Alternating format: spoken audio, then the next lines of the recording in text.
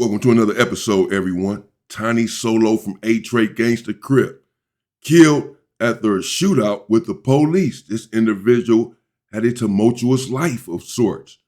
He did a 15-year sentence and then beat 2 attempted murders. Following this, a shootout occurred with the police in which he lost his life. The streets leave no one unscathed. Let's get into it. In this episode, I'm going to detail the story of Tiny Solo from Gansta, Crip. Michael Edward Meadows, also known as Tiny Solo or Little Mikey, was born December 2nd, 1978. Tiny Solo grew up in South Central Los Angeles and grew up in a community most known as the Gansta Crips. The Gansta Crips are one of the largest black gangs on the west side of South Central and Los Angeles County in general. The Trays operate out of one of the largest turfs. I covered them and their history in a previous episode. Check those out if you haven't. Growing up in that area, Tiny Solo would experience a lot, and he would later join the Trays. He became a frequent member of the Florence, Western, Manchester, and Normandy streets, and also St. Andrews Park. Tiny Solo attended LaSalle Elementary School, Horace Mann Middle School, and completed his high school in the California Youth Authority. With him being fully involved in the streets by a teenager, he would start committing crimes, and I would follow him the rest of his years. By 2023, Tiny Solo was already 45 and a well-known Gangsta member, but he would get into a situation that would cost him his life. The incident occurred shortly before 1 a.m. on June 28th in the 7200 block of Southwestern Avenue. Officers were conducting a traffic stop for a red light violation in the area of Western Avenue and Florence Avenue in the Gangsta's turf.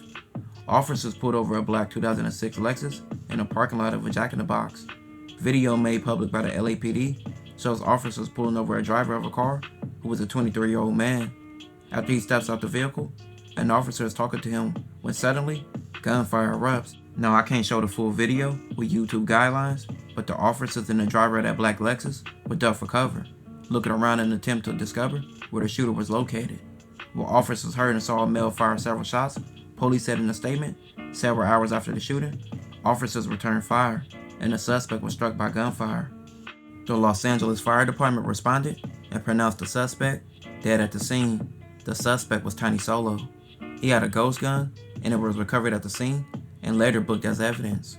Police had earlier said as the officers were conducting a traffic stop, the suspect approached them on foot and opened fire, prompting them to return fire. Tiny Solo died to a fatal gunshot wound to the neck.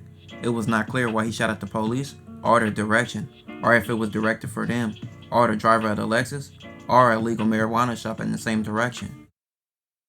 As the officers spoke with the driver of the Lexus, they heard multiple gunshots coming from an adjacent strip mall nearby. The officers turned their attention to the location of the gunshots and saw a man firing a gun. It was determined the man was walking toward an occupied, open business while firing multiple rounds from a pistol he was holding. That suspect was later identified as Michael Meadows. The officers immediately engaged Meadows, resulting in an officer-involved shooting. Meadows was struck by gunfire, dropped the pistol, and fell to the ground. Upon arrival of additional officers, Meadows was taken into custody without further incident. A portion of this incident was captured on the responding officers. Good morning, and according to police, that suspect was firing. So, okay, she said that he was taken into custody. So apparently he did not, they got a yellow tape right there.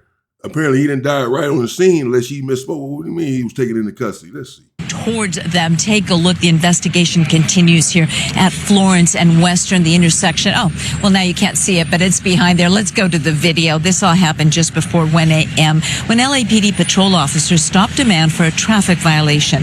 The driver pulled into the parking lot of a strip mall on Western near Florence. And as officers were talking to that driver, they say a suspect came around a corner and opened fire in their direction. Officers immediately shot back. Eventually, that suspect died. And it turns out the suspect, police say, was using a ghost gun. What police don't know is who or what the suspect was shooting at. Was it the officers or was it at a business right next to them? That business, say police, turned out to be an illegal cannabis dispensary that was open at the time. Obviously very dangerous, right? This is a very busy area. This is an area was very heavily populated. Obviously he's shooting into a store, whether it be the clothing store or the marijuana store, as he said. Just very dangerous. Luckily there was officers there to stop that shooting. Now, 5 people were taken into custody at the dispensary. They're being interviewed right now, and police say it is possible that the suspect didn't even know the officers were there when he started shooting. And again, he was either shooting at the officers, they say, or shooting at someone inside that dispensary. The investigation will continue here for the next few hours at the very earliest. As for the suspect, he will be identified by the coroner. Reporting live, I'm Gigi Gross. Well, I'm going to just suppose right now that he was not shooting at the officers, just because for the most part, gang members don't do that. There's no structure, no organization where they come together and target the police. Chances are, and even the officers are conceding that perhaps he was shooting at someone else. The weed dispensary, what have you. They took them into custody to interview them. They believed that this was his target overall. They're saying we don't know who he was shooting at, but it could have been a dispensary. It could have been us. If you're taking them in to question them about any past beefs or whatever, then chances are you believe that he was shooting at them in particular, not at you all. But nevertheless, whether he's shooting at the officers or not, of course, they're going to be justified in neutralizing the threat. As the officer just said, luckily we were there to stop the shooting. Even though we killed him, oh well, luckily we were there to kill him, because if not, he was going to kill someone else. This is just how it goes. This is what happens when you go out there pulling that trigger. You have to be careful. You don't even know what's going on and who's around. Here it is, the police are right there. I don't know what happened with this situation other than what I'm seeing right here with you all, but I heard something about it, of course, being from the culture. Nevertheless, it's a tragic situation all around. He lost his life. Many are going to say, but he was there to take a life. He was there to, or could have took someone's life. So not many people probably are going to have mercy or whatever in the comments. I don't know. Nevertheless, he was 45 years old. He was someone who perhaps could have turned his life around at some point. We live by the sword. We die by the sword. We just have to be careful out here running the streets and being violent and attacking individuals violently and with a weapon, because we end up dying by that same weapon. That's just how the world works. That's how the world works. We don't die of old age when we are around taking individuals' lives potentially, or actually with a weapon in the most violent fashion. Then we don't get to live a long, successful life. Investigation, police discovered an illegal marijuana dispensary and arrested 6 people.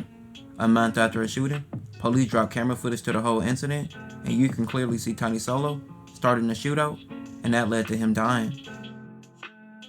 The police were never charged with killing Tony Solo because it was clear that he was in fault.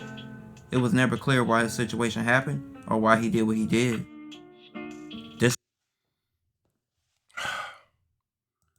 Yeah, well, like I said, I'm going to say he was shooting at the dispensary. Let me know what you all thinking in the comments. Rest in peace to Tony Solo, Gansta. Lost his life, nevertheless.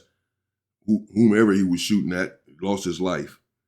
Another individual dead in the street from violence, gang culture. Phrase it how you will. It all ends up the same way. All of it. Death and destruction, life in prison. The only way out is to get out.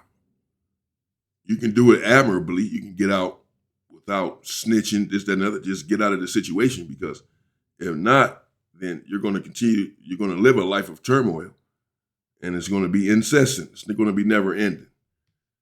We've lost enough people to the street over senseless violence. Stay safe and stay free, people.